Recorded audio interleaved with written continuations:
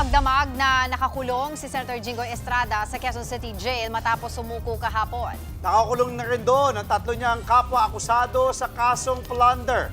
Live po mula sa Quezon City. Nasa frontline ng balitang yan si Brian Castillo. Brian, good morning. Kamusta na ang sitwasyon ngayon dyan?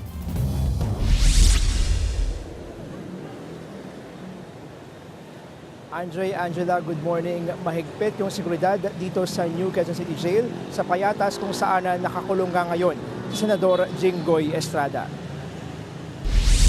Pasado alas 8 kagabi nang dumating sa New Quezon City Jail male dormitory si Senator Jinggoy Estrada.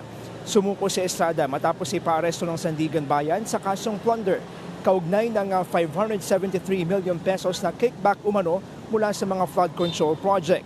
Non-bailable ang kasong ito. Sa ngayon, tila back to normal at business as usual na dito sa New Quezon City Jail. Wala na sa entrada ng pasilidad ang maraming jail guards pati na ang mga pulis.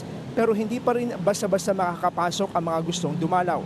Sa buong magdamag, wala rin kaming na-monitor na sino mang kaalok na Estrada na bumisita sa kanya o pumasok dito sa QC Jail. Kasama na rin nakakulong ang mga kapwa-akusado ng senador at dating district engineers na sina Denril Cesar Cortuna, Manny Bulusan at Arturo Gonzales Jr. Nananatili pa rin sa ospital si dating DPWH Secretary Manuel Bonohan dahil sa pagtaas ng kanyang blood pressure. Tungkol naman sinasabi ni Estrada na inaalok siyang umalis ng mayorya kapalit ng pagbasura ng kaso laban sa kanya. Iginiit ni Assistant Ombudsman Miko Clavano na matagal nang iniimbestigahan ang mga kasong ito.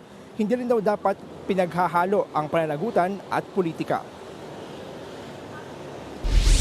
Andre, Angela, mamayang 1:30 ng hapon nakaschedule yung arraignment o yung pagbasa ng sakdal kina Estrada at Bonoan sa 2nd Division ng Sandigan Bayan para doon sa kanilang kasong graft. Sa Webes naman nakaschedule yung arraignment para sa kasong plunder.